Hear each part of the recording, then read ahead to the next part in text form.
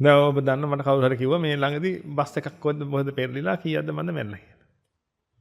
එහෙම නේ එහෙම එකක් කරනවද? බස් එකක් පෙරලා කීයක්ද මන්ද මැරලා. මේ පොලිසියෙන් කිව්වයි කියලා මේ අවුරුද්දට ඔව් ගිය අවුරුද්දට දන්නේ 900 ගාණක් ක්‍රියාන්තර වලින් මැරලා.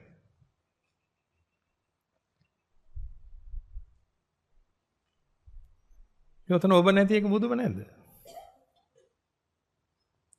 දැන් ඔබ බස් වල යන්නේ නැද්ද? දැන් ඔබ යන බස් එකේ ඩ්‍රයිවර් මහත්තයා නිින්ද ගියොත් මොකද වෙන්නේ? එච්චර තමයි. ඔබ යන බස් එකේ ඉස්සරහා රෝදේ පිපුරුවොත් මොකද වෙන්නේ? අනේ වාහනේ ඉස්සරහා රෝදේ පිපුරුවා කියලා කියන්නේ ගොඩක් දුරට හරි අමාරු වෙතනින් යන කාරණා.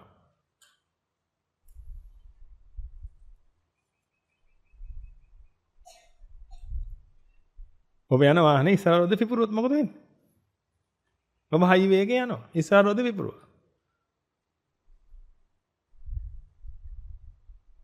ඒකයි මේකද මරණය අතේ තියාගෙන ඉන්නේ. අඩුම තරමේ දැන් ඒ ප්‍රවෘත්තියවත් ඔබට එන්නේ නැදනේ කීයක් හරි මලා කිය.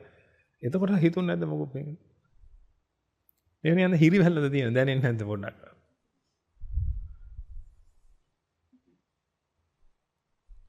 ඒක නිසා පින්වතුනි හම්බෙච්ච අවස්ථාවෙන් උපරිම ප්‍රයෝජනය ගන්න.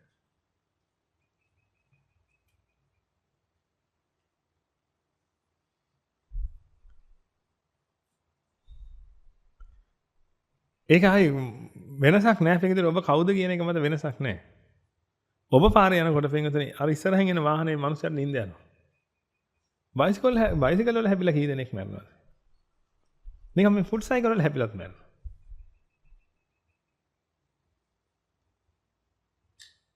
ඕනේ තරම් අනතුරු පින්වතුනි. ඔබ තාම ඉන්නවා.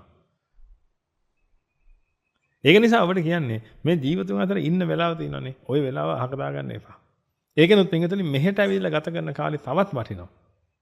මොකද මේ පරිසරය නිසා ඒ වටිනේ. හිතේ වටිනකම මොකුත් නෙමෙයි මේ පරිසරය නිසා වටිනවා. ඒතකොට ඔබ පුළුවන් තරම් උත්සාහ කරන්න මේ හැම වෙලාවකම පින්වතුනි මානසිකාරයක තුල ජීවත් වෙන්න. ඒක හුරු කරගත්තාම ඔබ කොහොමත් මේ මානසිකාරය තුලම ඉන්නවා. පුළුවන් තරම් දහම තුලම ජීවත් වෙන්න උත්සාහ කරන්න.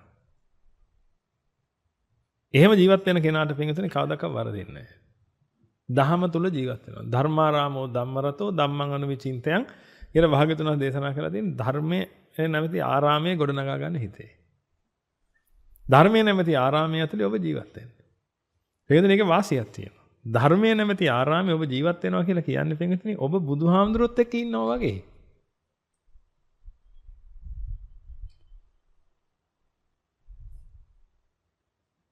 මේ කල්පනා කරලා බලන්න. දැන් ඔබ ආස නැද්ද මෙතන බුදුහාඳුරන් එක විනාඩි 10කට ඇතුළත විනාඩි 5ක් බුදුහාඳුරොත් එක්ක කතා කරන්න. දැන් මේ ගුරුහාඳුරොත් එක්ක කතා කරන්න පොර කන්නේ. ඒ වගේ මේ හිතා ගන්නවත් බැරි තරම් උතුමින් බුදුහාඳුරෝ කියලා කියන්නේ. ඒක විනාඩියක් කතා කරන්න අවස්ථාව. මොකද කියන්නේ? ඒක විනාඩියක් කතා කරන්න. ඒ විනාඩිය ඔබත් එක්ක බුදුහාඳුරෝ කතා කළොත් මොනව කියයිද බුදුහාඳුරෝ වෙන්නේ? ඔය ත්‍රිපිටකයේ තියෙන ගාතාවක් නේද කියන්නේ? ඉතින් උන්වහන්සේ කියපුවානේ ඔය ත්‍රිපිටකයේ තියෙන්නේ මේක.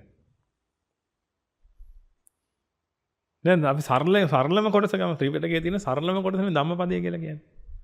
එක එක සූත්‍රවල තියෙන පුංචි ගාථා. සතර පද ගාථා වැඩිපුරම තියෙන 6 පද ගාථාක් තියෙනවා.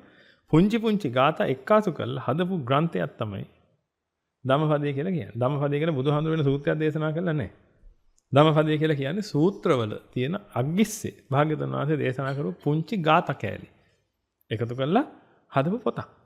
ගොඩක් අය හිතන් ඉන්නවා ඒක තමයි කියලා බෞද්ධයාගේ පොත අත්පොත නම් කමන්නේ නැහැ කියමුකෝ.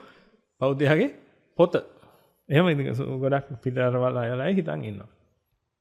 ඒතර බෞද්ධයාගේ හරි පොත පෙන්නොත් එහෙම බෞද්ධයා දන්නේ නැහැ මොකද්ද හරි පොත කියලා. කියන්නේ මොකද්ද පොත කියලා? ත්‍රිපිටකය කියලා වචනෙට කියයි. මොනවද තියෙන්නේ කින්ද මන්ද එහෙම ලොකු අවබෝධයක් බෞද්ධයා කියා ගන්න අයට නැහැ පිටත. ඉතින් කොහොම හරි ඔබට තියෙනවා නම් ඔබට ධම්මපදයේ එක ගාතාවක් පාඩන්න.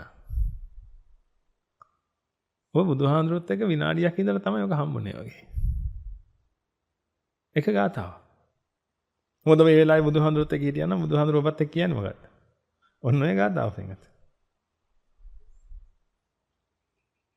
එහෙනම් ඔබට පුළුවන් නම් ධර්මයේ නැමැති ආරාමයක් ගොඩනගා ගන්න. දැන් ඔබ ඉන්නේ කාත් එක්කද? ඔය ඉන්නේ බුදුහාඳුරත් එක්ක. ඉතින් බුදුහාඳුරත් එක්ක ඉඳලා නිවන් දකින්න බැරි වෙන හේතුවක් නෑ පින්වතනි. අන්න ඒක නිසා තමයි භාග්‍යවතුන් වහන්සේ ධම්මාරාමෝ ධම්මරතෝ ධම්මං අනුවිචින්තයන් ධම්මං අනුස්සරම් බික්ඛු සද්ධම්මාන පරිහායති කියලා දේශනා කළා. කවදාකවත් පින්වතනි පිරිහිලා යන්නේ නෑ ධර්මයෙන්. ධර්මයේ නැමැති ආරාමයේ වැඩ වාසය කරන භික්ෂුව.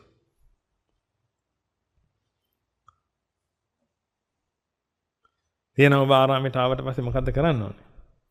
ධර්මයේ නැමැති ආරාමයේ අඩුම තරමේ ආරාමය ඇතුලේ ගොඩනගා ගන්න මේක. මේක උත්සාහ කරන්න.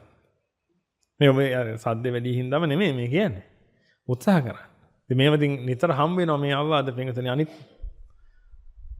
ආරාම වාසී පිරිසට හම් වෙනවා පින්වතුනි. ඉතින් ඔබට මේක හම් වෙන්න තියෙන මෙතනනේ. වැඩි ඉතින් අවවාද දෙන්නේ නැහැ.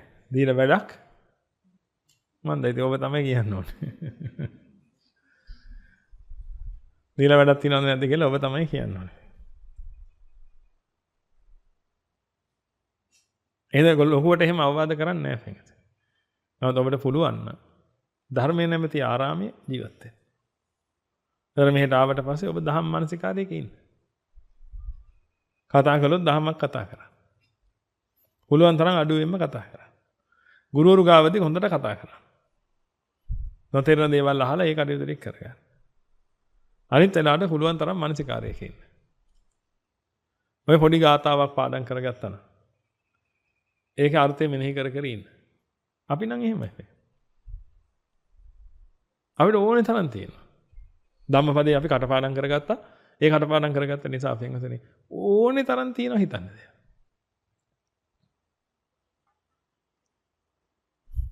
ගාත 400 ගණන් තියෙනවනේ පින්.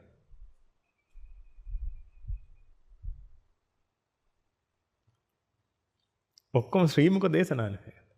භාග්‍යවතුන් වහන්සේ දේශනා කරපුවා. කුද්දක පාට පින්වතුනි. කොහොම පොඩ්ඩයි තියෙන නමුත් ඒක ඇතුලේ තියෙන මහා සාගරයක්. පොඩි කෑල්ල සතරපද ගාතාවක් තියෙන. ඒ සතරපද ගාතාවේ ඇතුලේ තියෙන කොටස කොච්චරද කියලා පින්වතුනි මහමුද වගේ යන්නේ ගැඹුරුයි. භාග්‍යවතුන් වහන්සේගෙන් ඇහුවොත් එහෙම ස්වාමීනි මෙන්න මේ ගාතාවේ තේරුම කියන්න කියලා. ඉවර වෙන්නම කියන්න ස්වාමීනි අති ගැඹුරටම කියන්න කියලා කිව්වොත් එහෙම. උන්වහන්සේගේ ජීවිතෙත් මදි පින්වතුනි ඒක කියන්නේ. මේක ගාතාව. මේකයි ඉතින් ඔබ අර නිවන් මාර්ගට අවතීර්ණ වෙච්ච පිරිස නිසා මම මේ කියන්නේ නිවන් මාර්ගට අවතීර්ණ වෙච්ච පිරිසට.